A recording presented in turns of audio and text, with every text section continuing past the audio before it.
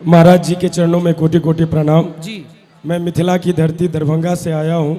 आप हमारे क्षेत्र में गए हुए थे कुशेश्वर स्थान में।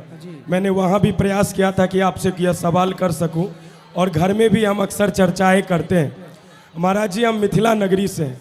हमारे क्षेत्र के लिए कहा गया है मैथिली में, पग पग पोखर माछ मखान, सरस बोल मुस्की मुखपान, विद्या वैभव शांति प्रतीक, सुंदर नगरी मिथिला थी। मतलब महाराज जी, हमारे क्षेत्र में मछली की बहुत प्रधानता है। हमारे में माछ पान मखान 3 प्रधानताएं बताई गई। हम शायद पूरे भारत में अकेले मैथिल ब्राह्मण होंगे जो मछली भी खाते हैं प्रेम से, क्योंकि हमारे यहाँ जन्म से छठिहारी से लेकर कटिहारी तक मछली का प्रमाण है। मगर जब खास करके वृंदावन के आपसे ये प्रश्न बार बार रहता है कि वो लोग ये प्रयास में रहते हैं कि तुम मैथिल ब्राह्मण ये सब छोड़ दो, समस्त भारत के ब्राह्मण लगभग न के बराबर खाते हैं। महाराज जी, हम अगर अपनी परंपराओं से विमुख हो जाएंगे तो फिर कैसे काम चलेगा? भाई ये बताओ, मछली खाना कौन सी परंपरा है? हमारे यहाँ तो हम बहुत बरसों से परंपराएं आ रही है। भाई देखो, ऐसा है कि पश्चिम जो बंगाल है ना अपने भारत में, जी जी, बंगाल में भी मछली चावल खाने की परंपरा है। जी जी, ठीक है जी। क्यों परंपरा है बेटा? परंपराएं इसलिए बनी क्योंकि आज के 100 साल पहले 200 साल पहले कोई ट्रांसपोर्ट की व्यवस्थाएं नहीं थी, और वहाँ की धरती पर साग सब्जियां ज़्यादा होती नहीं थी, केवल चावल होता था। तो चावल को खाएंगे किससे? तो मछली सुलभता से मिल जाती थी, तो मछली चावल उनकी मजबूरी थी। ये तो बंगाल की महाराज जी। सुनो ना, वहाँ की क्या थी? वहाँ की मजबूरी थी।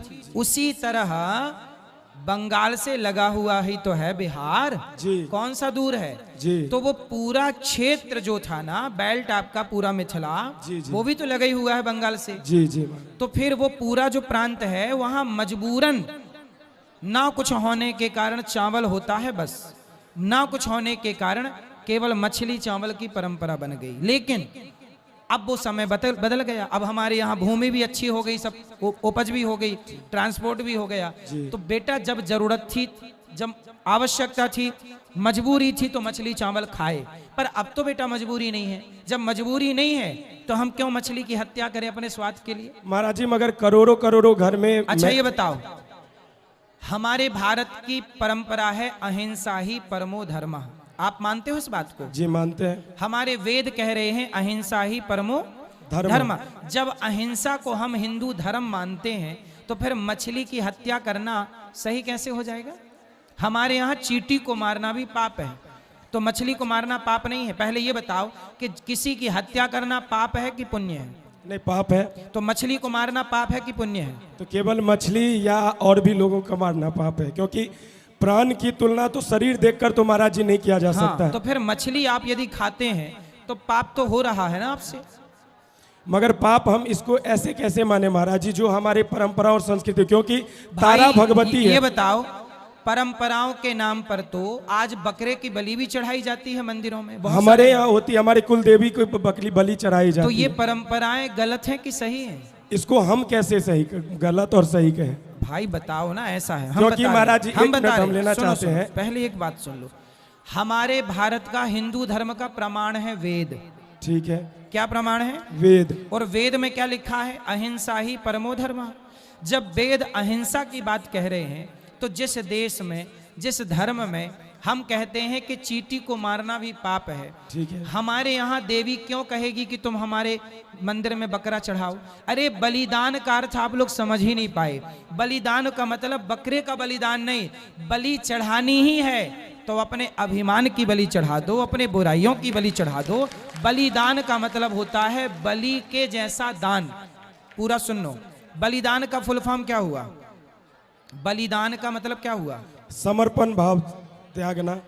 बलिदान का मतलब हुआ बलि के जैसा दान। बलि मतलब जानते हो? राजा बलि। राजा बलि। राजा बलि ने दान किया तो राजा बलि के दान को ही कहते हैं बलिदान। बलि के जैसा।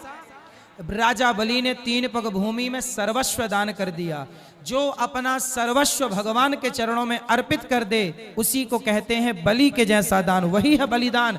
उस बलिदान के अर्थ को ना समझकर आप जैसे लोगों ने उसको बलि का अर्थ मतलब आप लोगों ने बकरा काटने से जोड़ दिया। हमारे यहाँ बकरा काटने का बिल्कुल विधान नहीं है। महाराज जी अंत में बस इतना ही है कि अगर मैं आपकी बातों का समर्थन करें तो कुछ दिन पहले हमारे दरभंगा में ये बलि प्रथा रोकने का विवाद चला था श्यामा मंदिर में। कई सारे साक्ष्य रखे गए थे बिहार राज्य धार्मिक न्यास परिषद के माध्यम से कि बाबा विद्यापति ने जो भी दुर्गा पूजा पद्धति की और दुर्गा सप्तशती जो हम पढ़ रहे हैं वहां पर भी बलि का जिक्र किया गया है। और दूसरी कौन सी बात बलि? कौन सी? वहां बकरे की खग बलि, खग बलि। आप समझो, हमारे यहाँ मांस शब्द का अर्थ जानते हो क्या है? उड़द की दाल को भी संस्कृत में मांस कहा जाता है। अच्छा, बात समझ में आई? हमारे यहाँ संस्कृत को समझो तो सही बेटा। बलि हमारे यहाँ हर पूजा में होती है, पर कौन सी बलि? हम लोग नारियल तोड़ना भी और जो पेठे वाला कद्दू होता है ना, कद्दू, जी जी जी। उस कद्दू को काटना भी हम लोग बलि ही मानते हैं। वही बलि होती है, ना कि बकरे की बलि चढ़ाओ। कद्दू की बलि चढ़ाओ, नारियल की बलि चढ़ाओ, महाराज जी अभिमान की बलि चढ़ाओ, बुराइयों की। महाराज एक मिनट, अंत में यही है महाराज जी हाँ, बोलो। कि हमारे यहाँ जो मैंने बताया कि कुल देवी को बलि चढ़ाया जाता है, कई लोग इसे रोकने का प्रयास किए कि हम नहीं चढ़ाएंगे, हम लड्डू चढ़ाएंगे, हम मिठाई चढ़ाएंगे, मगर उनके घर में अनिष्ट कार्य हो जाता है, इसीलिए वो लोग डर जाते हैं। ना, ऐसा नहीं है बेटा, ये गलत अफवाह है। ऐसा है, देखो ऐसा है, एक आदमी था, वो सट्टे का नंबर बताता था। सट्टे का, सट्टा जानते हो? सट्टा, सट्टा, सट्टा जी, सट्टा जानते हो? जी जी जी। सट्टे का नंबर बताता था। अब देखो ऐसा है कि 100 लोग खड़े हैं और पूछा कि बाबा जी आज क्या बनेगा सट्टे का? तो बाबा जी ने बताया, तेरे को बता दिया 1 बनेगा, तेरे को बता दिया 2 बनेगा, 3 बता दिया। 100 को 1 से लेके 100 तक बताया, तो बताओ उन 100 में से किसी एक का तो फंसेगा कि नहीं? जी बिल्कुल। और जिसका फंसेगा वो क्या, वो अरे बाबा जी तो बड़े अच्छे हैं, ओ सही नंबर बता रहे हैं। बात ऐसी है बेटा, आपने यदि परंपराएं छोड़ दी, जैसे बकरी की बलि चढ़ाना छोड़ दिया, अब जैसे 100 लोगों ने बकरे की बलि चढ़ाना छोड़ दिया और 100 परिवारों में किसी एक के घर किसी कारणवश जो होना ही था, यदि कोई अनहोनी घट गई तो वो क्या, अरे हमने नहीं चढ़ाई इसलिए हो गई।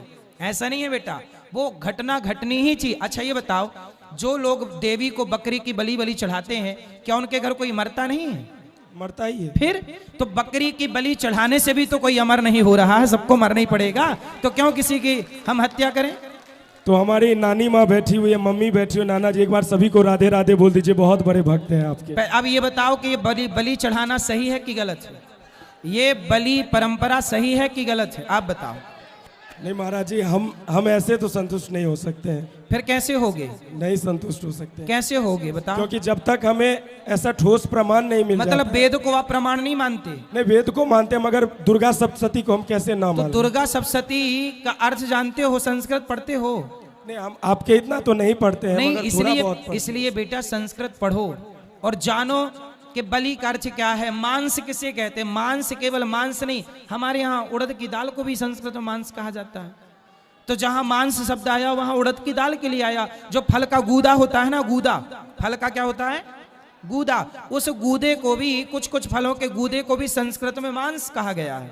तो जहां मांस शब्द आया है वहां मांसाहार के लिए नहीं, फल के गूदा के लिए आया है, या फिर दाल के लिए आया है। अब आप लोग अपने अब नहीं अब देखो, रावण को नहीं ही मानना था तो वो किसी की नहीं माना, ऐसे आपको नहीं ही मानना है तो फिर आप क्यों मानोगे हमारी?